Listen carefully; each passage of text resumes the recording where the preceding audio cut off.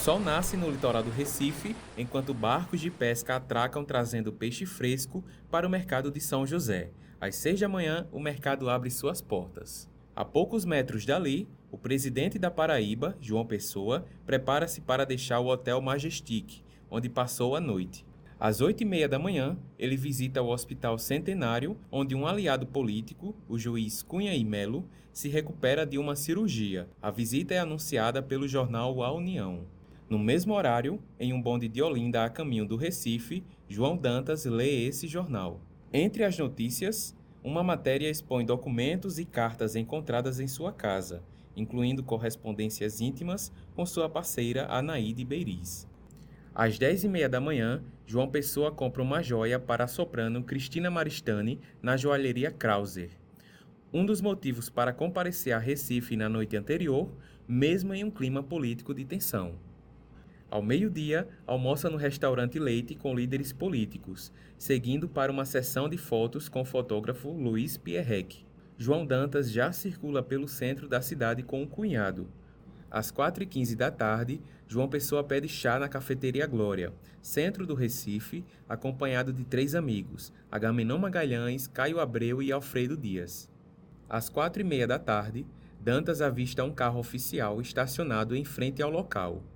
Às 4h37, entra na cafeteria. Dirige-se à mesa e saca um revólver calibre 38. Então fala: João Pessoa, eu sou João Dantas.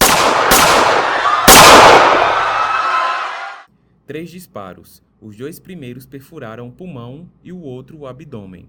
A morte do governador é explorada pela Aliança Liberal. A revolta ganha força. Em poucos meses, a República Velha cai, com um golpe militar. Em 1937, o Brasil vive sua primeira ditadura, sob governo Getúlio Vargas. Hoje, essa história é pouco lembrada, até mesmo pela cidade que carrega o nome, João Pessoa.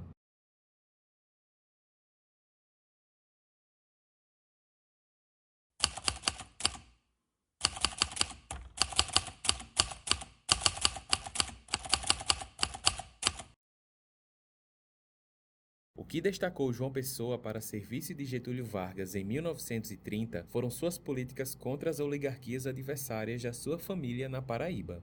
Mesmo integrante da oligarquia Pessoa, suas ações afrontavam os grupos locais, o que atraiu a atenção da Aliança Liberal. Foi levado para o Brasil inteiro, né? Primeiro, ele foi assassinado em Recife. Aí veio para cá de trem. No trem, o transporte já foi parando nas diversas estações. Uma delas tem o nome de Pureza, que é exatamente o nome de um romance de José Lins do Rego que focaliza essa estação. Então o trem vem passando nas estações e cada estação havia uma manifestação. Depois ele vem para cá. Aqui fica na Catedral do Nosso Senhor das Neves. Passou 3 dias aqui. A emoção era tão grande, o desembargador Aurélio de Albuquerque, que era cronista, conta isso numa crônica. A emoção era tão grande que na hora da saída do corpo para Cabedelo, é de Cabedelo que ele se transporta para o Plano Nacional até o Rio de Janeiro. Na hora, botaram a banda da Polícia Militar para tocar. Sabe o que aconteceu? O pessoal da banda não conseguiu tocar. Tamanha a emoção. Aurélio conta isso numa crônica. Aurélio de Albuquerque, um cronista daqui, que foi testemunha, ele era estudante na época, e foi testemunha desses acontecimentos. Então, a emoção realmente era muito grande. Então, essa emoção vai se ampliando, porque daqui, de Recife, o corpo já tinha vindo. Vem para cá. Daqui, passa em Maceió. Pula Aracaju, que era uma cidade sem maior expressão, mas para em Salvador, que era uma cidade muito importante. De Salvador, passa por Vitória do Espírito Santo. A ideia era levar até Belo Horizonte, que era um lugar onde João Pessoa tinha estado fazendo campanha como candidato a vice-presidente de Getúlio Vargas. Mas era complicado, porque, como sabe, Minas Gerais não tem mar. Minas não tem mar. Então tinha de ser de transporte, trem, transporte rodoviário, isso era muito problemático. Então deixaram Minas de fora e de Vitória do Espírito Santo. Ele foi para Vitória. Salvador, ele foi para Vitória do Espírito Santo. Em cada um desses lugares, tome manifestação, porque havia, na época, um acontecimento que é muito importante na Revolução de 30 e passa a nuclear as campanhas políticas do Brasil até o advento da televisão, o rádio. Então, esses acontecimentos estavam tendo irradiação nacional exatamente por causa do rádio.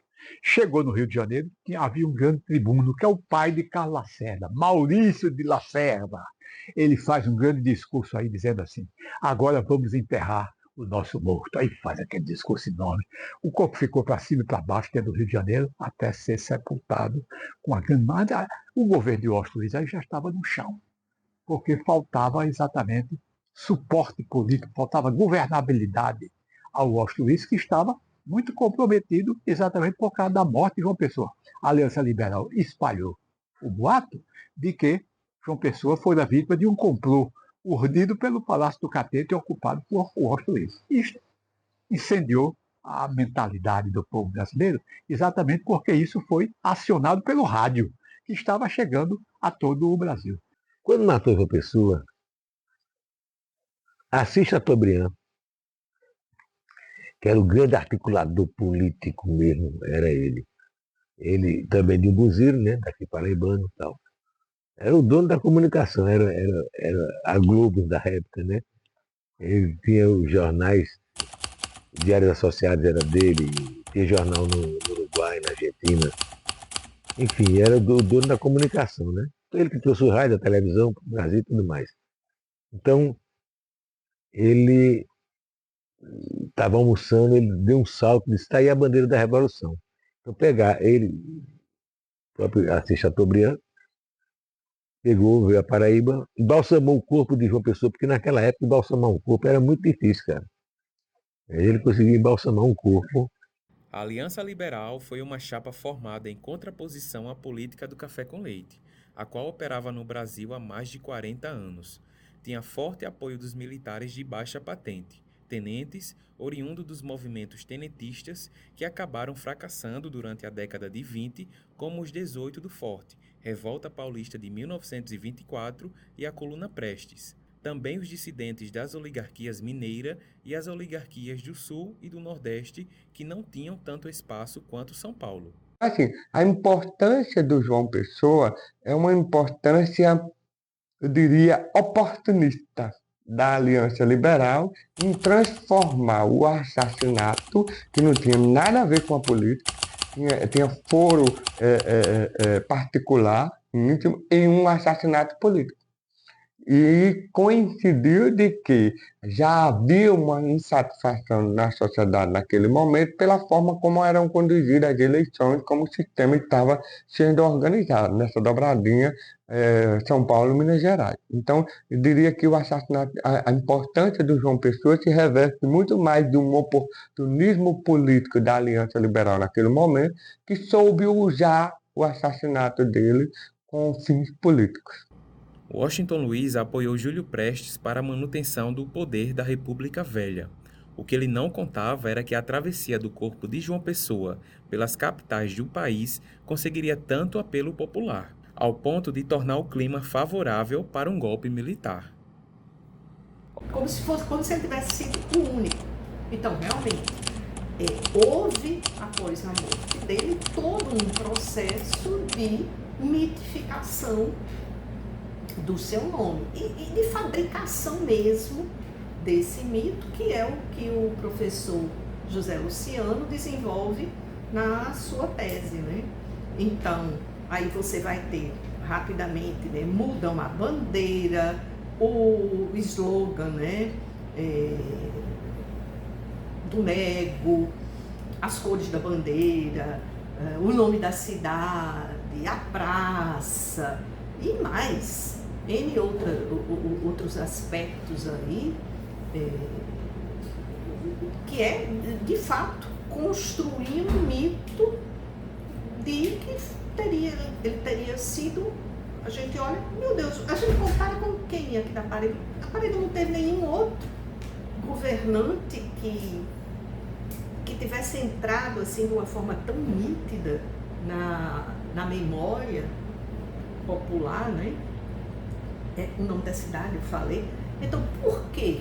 Será que não houve mais ninguém que merecesse, enfim, na memória coletiva, uma preservação? Só João Pessoa? Ele foi o único que fez alguma coisa que levasse a essa posição?